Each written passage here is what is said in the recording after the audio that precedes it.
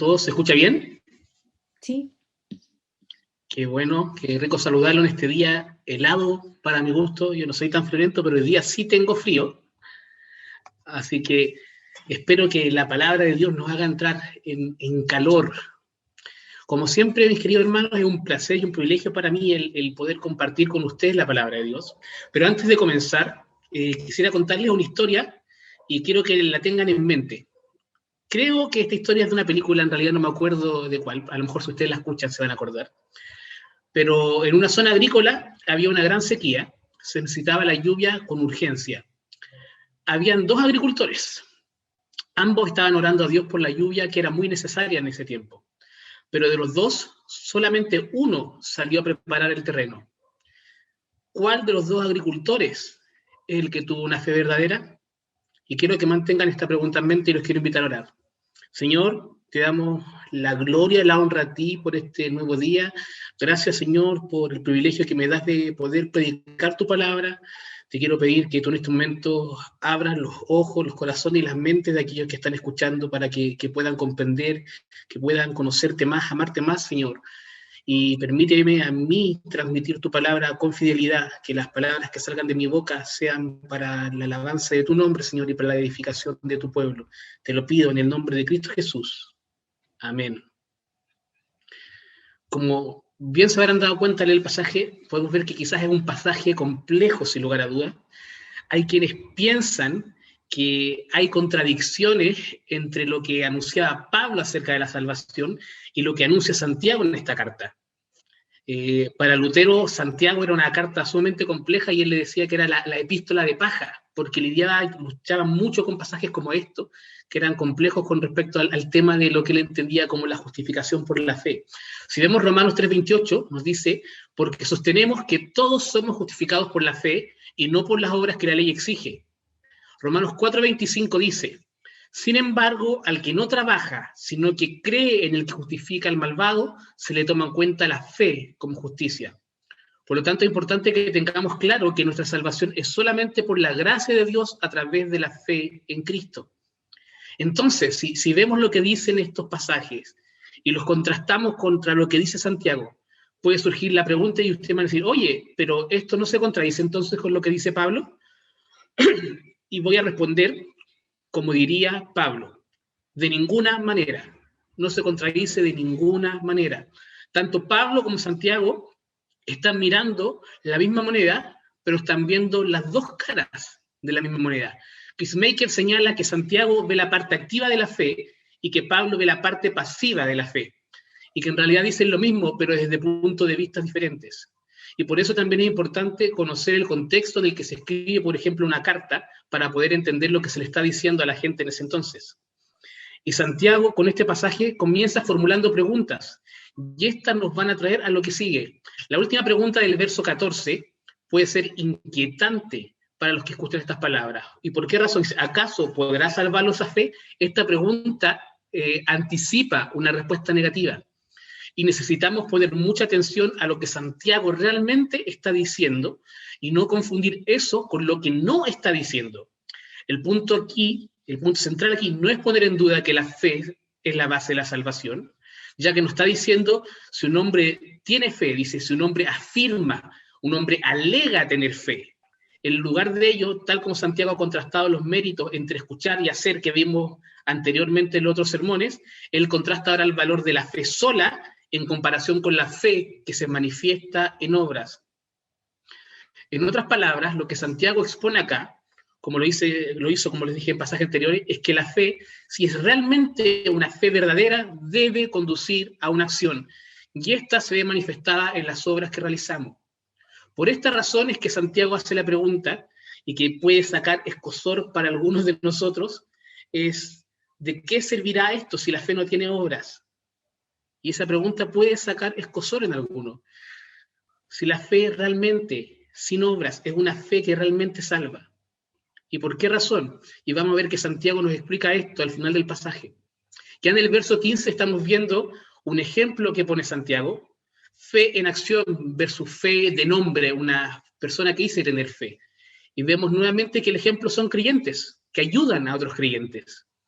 Y la pregunta que nos hace en realidad Santiago es a nosotros. Y nos está diciendo, oye, coloquialmente hablando, ¿en qué parada estás? Le diremos a esa persona que está pasando un mal momento, que no tiene alimento, no tiene con qué vestirse, le diremos, chuta, qué lata, ¿sabéis que me da pena tu situación? Que les vaya bien, estaremos orando por ustedes. O seremos la persona que dice, dime qué necesitas y en qué te puedo ayudar. Y actúo por ayudarles. A lo mejor yo no tengo los medios para ayudarles, pero me muevo para que esas personas reciban la ayuda que necesitan. Y esto, lo primero que vemos, el decir, chuta, qué lata, que les vaya bien, oremos por ustedes, y no me preocupo más, es lo que Santiago denomina y califica como una fe muerta, una fe de nombre, de palabras simplemente, una fe sin obras. Y hay que ser cuidadoso en este punto. Santiago nos está enfrascando en una pelea y nos está poniendo en la balanza la fe versus las obras. Y esto lo vimos al comienzo del verso 14. La fe sigue siendo el componente necesario de la salvación y que no puede ser simplemente reemplazado con las obras que uno hace. Y acá el verso 17 nos dice, la fe por sí sola. Asimismo, en el primer capítulo, y vuelvo a repetir, vimos que el oír debe ir acompañado del hacer. Entonces, ¿qué podemos decir acerca de la fe de alguien que profesa tener fe en Dios, pero que no la lleva a la práctica? ¿Qué podemos decir que alguien que dice, yo tengo mucha fe en Dios, pero vemos que esta fe no lleva a la práctica? ¿Qué podemos decir acerca de su fe? Y Santiago les va a decir que esta fe es una fe muerta.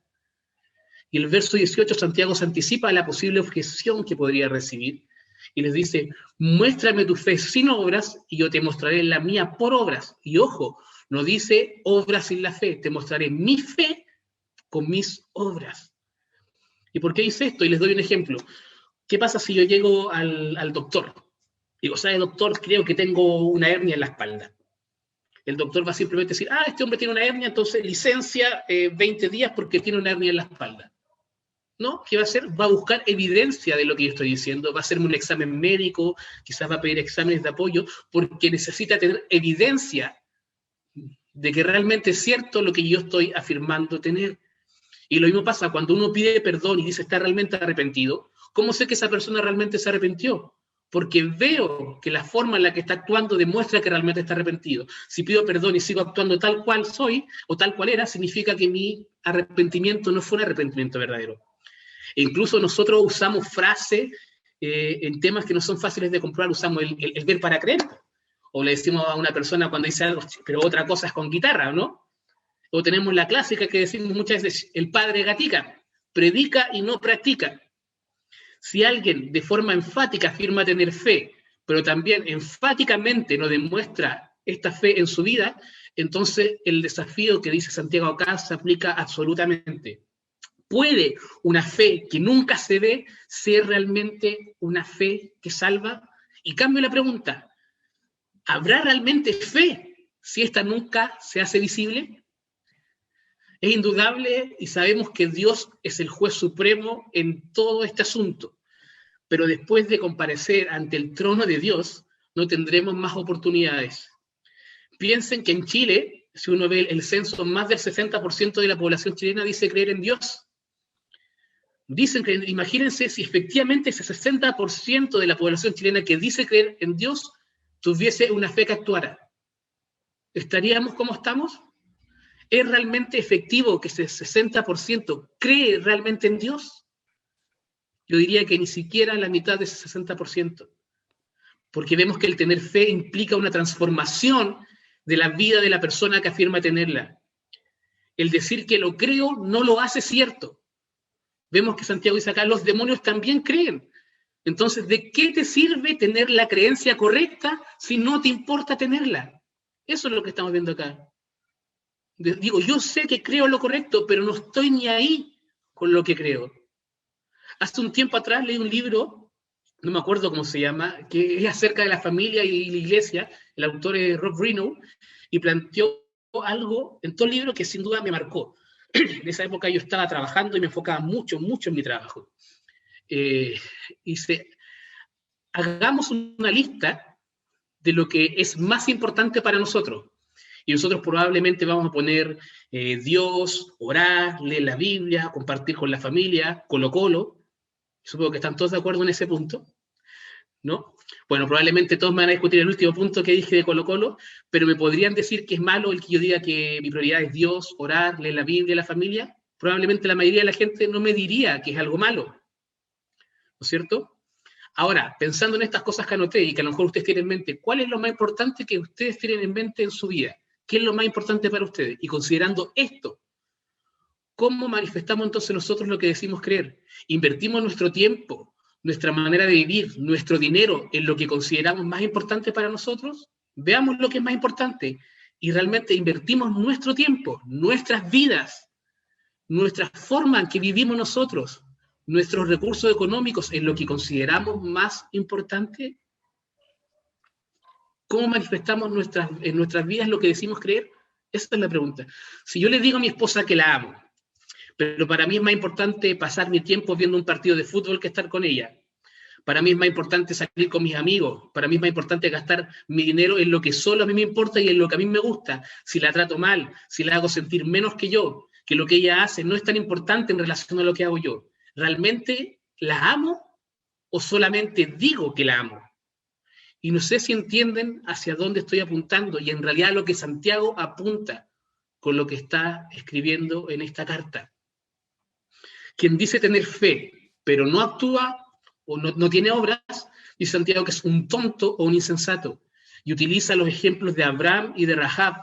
Incluso Santiago utiliza la palabra justificación, y no solamente eso, cita el mismo texto que Pablo en su carta a los Romanos, en el verso 23 que vimos acá.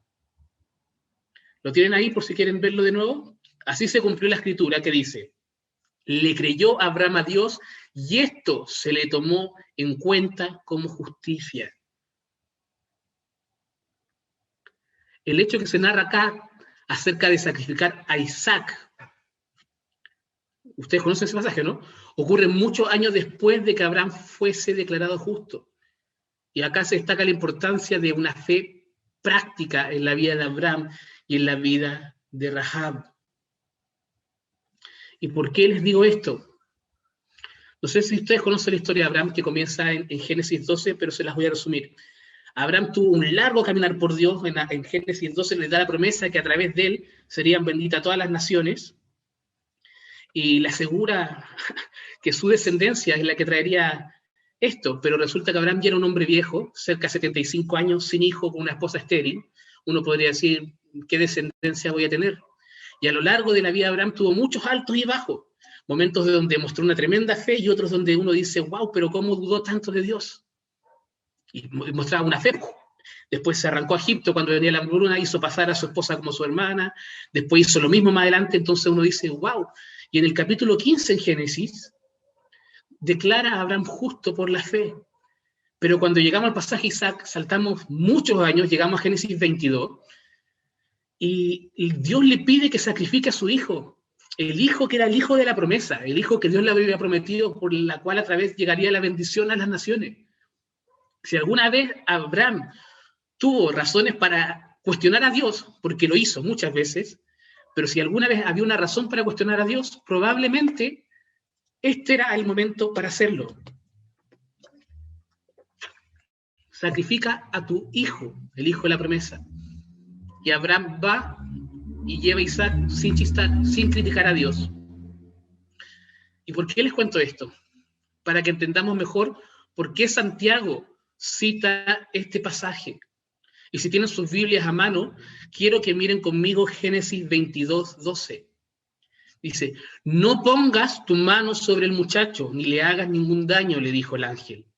Ahora sé que temes a Dios, porque ni siquiera te has negado a darme a tu único hijo. Dice, ahora sé que temes a Dios, le dice el ángel. No es que Abraham con este acto haya alcanzado algo mayor que la justificación que Dios ya le había dado en el capítulo 15, sino que este acto demostró el nivel de compromiso que tiene Abraham con Dios. Fue una prueba tangible acerca de la fe de Abraham, una fe activa y no solamente de palabra.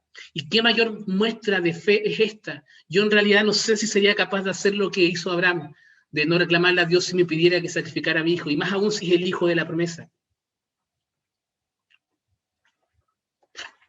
Abraham no le negó nada a Dios, ni siquiera a su propio hijo. Por eso vemos que la fe de Abraham es una fe activa. Y por eso Santiago también cita el pasaje de que fue justificado por su fe. Y el verso 24 quizás es el verso que más nos incomode o nos desestabiliza al leerlo. Pero si damos un par de versos más arriba, como les dije, cuando cita Génesis 15:6, y lo vuelvo a repetir, dice que Abraham fue justificado por la fe. No menciona las obras. Entonces, ¿qué quiere decir Santiago con lo que está diciendo acá? Y debemos entender, nuevamente les digo, el contexto en el que esto se escribió. Una iglesia judeo-cristiana, donde los judíos tenían mucha aversión, por así decirlo, por la gente que no hacía obras, y están muy acostumbrados a hacer obras, las obras de la ley, versus gente gentil que probablemente decía, ya creí, estoy listo, tengo fe, no necesito nada más, soy salvo. Entonces hay que entender qué es lo que está ocurriendo acá. Pablo en Romanos dijo que donde abundó el pecado, sobreabundó la gracia. Y hay quienes podrían decir, ¿sabes qué? Sigamos pecando entonces, para que siga habiendo una gracia aún mayor. Y la respuesta de Pablo a este punto es, de ninguna manera. Si hemos muerto al pecado, ¿cómo entonces podremos seguir viviendo en él? Como les dije, hay quienes podrían haber pensado, ya tengo fe, ya creo en Dios, Jesús murió por mí, estoy listo. Ahora puedo seguir viviendo la misma vida que venía haciendo habitualmente, puedo seguir yendo a los templos paganos, seguir yendo a ver a las sacerdotisas, a los dioses, y total, soy justificado por la fe, no tengo nada más que hacer. ¿Qué es la respuesta que les va a decir Pablo? No, es imposible esto, porque el viejo hombre ya ha muerto, somos nueva creación en Dios. Es imposible que tú puedas seguir viendo de la misma manera si dices que tu fe en Dios es auténtica. La verdadera fe conlleva una verdadera transformación y esta se ve reflejada en la forma en la que vivimos. Y si dices que Pablo no dice esto, te invito a que veas Gálatas 5:6. Dice, en Cristo Jesús de nada vale estar o no estar circuncidados. Lo que vale es la fe que actúa mediante el amor. No dice solamente la fe, es una fe que actúa mediante el amor. Y a mí entender lo que está haciendo aquí Santiago es corregir la tergiversación de la enseñanza de Pablo. Y como le dije, recordemos que está escribiendo una iglesia compuesta por judíos y gentiles. Santiago está preocupado por la fe falsa. Y por eso en el verso 24 está viendo la otra cara de la misma moneda que Pablo. Y por eso también cita a Abraham. Y voy a parafrasear algo que leí de John Piper con respecto a esto. El reconocimiento en curso y final de la justicia de Abraham depende de las obras como la evidencia necesaria de una fe verdadera y viva. La respuesta de Santiago en esta pregunta es sí. Y la respuesta de Pablo también es sí. ¿Por qué razón? Ya les dije que en Gálatas 5:6 dice que lo único que cuenta es la fe que actúa, la fe que obra por el amor. Y si le preguntamos a Santiago y Pablo cómo un pecador se pone a bien con Dios y cómo este pecador recibe la justicia de Dios, que es en Cristo, como un regalo, como algo gratuito, tanto Santiago como Pablo te dirían, cree en Dios y esa fe te será contada por justicia. Ambos citan el pasaje de Génesis. Eso te respondería Pablo y Santiago. Cree en Dios y esa fe te será contada por justicia. Pero si cambiamos las preguntas y decimos, la justificación ante Dios depende de las obras que yo hago, Pablo te va a decir, no, si en realidad tú por obras te estás refiriendo a actos que tú haces para mostrar que mereces la gracia de Dios, que es el punto que Pablo aplica en Romanos. Y Santiago te va a decir, sí, si por obras te refieres al fruto y a la evidencia de la fe. No sé si se entiende lo que estoy diciendo. Si le preguntas, lo repito, nuevamente a Pablo y a Santiago, la justificación ante Dios depende de las obras que hacemos, Pablo te va a decir, no, si por las obras te refieres a lo que yo hago para ser merecedor de la gracia de Dios. Y Santiago te va a decir, sí depende, si por obras te refieres al fruto y a la evidencia de tu fe. Y finalmente, Pablo y Santiago van a decir, ¿sabes qué? Pablo va a decir, yo estoy de acuerdo con lo que dice Santiago, basándome en sus definiciones. Y Santiago te dice, ¿sabes qué? Yo estoy de acuerdo con Pablo basándome en sus definiciones. Es la misma moneda, pero Santiago está viendo una cara y Pablo ve la otra. Así que cuando Pablo renuncia a la justificación por obras, renuncia a la opinión de que cualquier cosa que nosotros hagamos junto con la fe, no sea contada como justicia. Mis obras, de acuerdo con Santiago, son la evidencia de mi fe. No tienen peso ante Dios para decir, ¿sabes qué? Eres muy bueno tú. Haces tantas cosas que mereces ser salvo.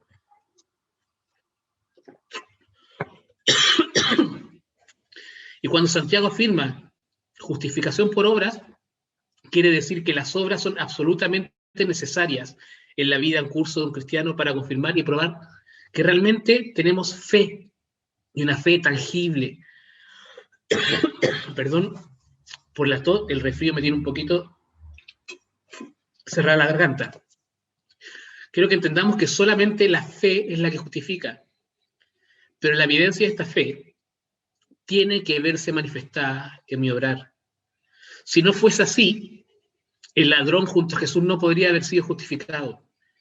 Y Abraham tendría que haber sido declarado justo recién en Génesis 22 y no en Génesis 15.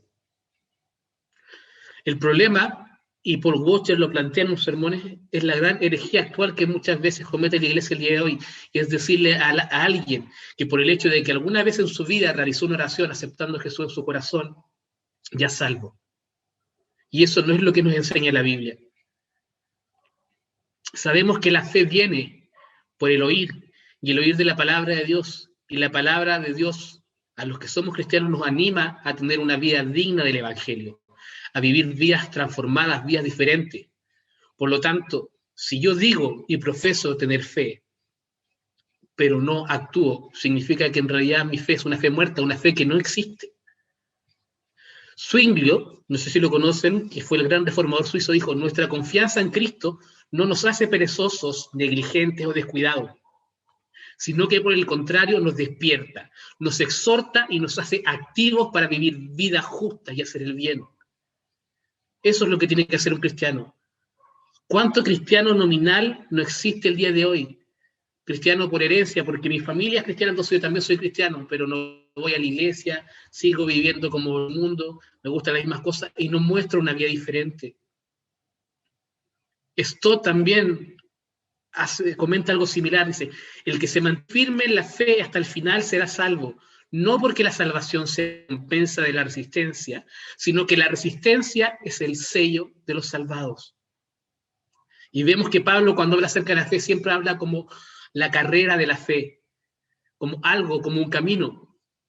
La fe es la que nos justifica, somos salvos por la gracia de Dios a través de la fe en Jesucristo. Pero ¿cómo yo demuestro que realmente creo y confío en Dios? Con la forma en cómo yo actúo, con la forma en cómo yo vivo. Si yo, y vuelvo a repetir, digo que creo y confío absolutamente en Dios, pero vivo como si esto no me importara, realmente mi fe nos salva, porque no es una fe muerta, y ni siquiera muerta, es una fe que no existe, es una fe que yo digo, creo simplemente. Y como dice Santiago, los demonios también creen y no son salvos.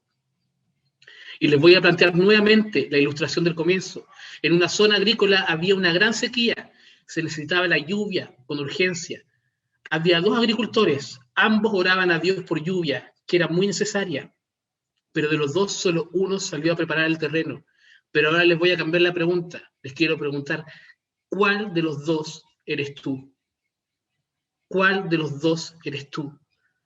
Hoy día vemos mucho y decimos: queremos un avivamiento en Chile, oramos por evangelismo, oramos porque queremos que las misiones comunitarias crezcan.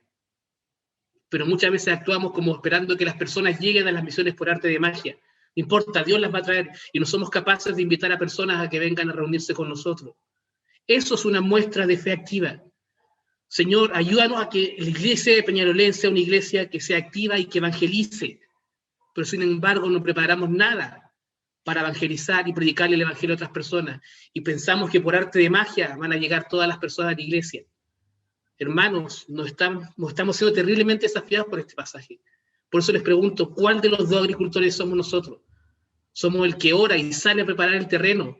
¿O el que ora y espera simplemente que Dios actúe y nosotros nos quedamos sentados tranquilos en nuestra silla?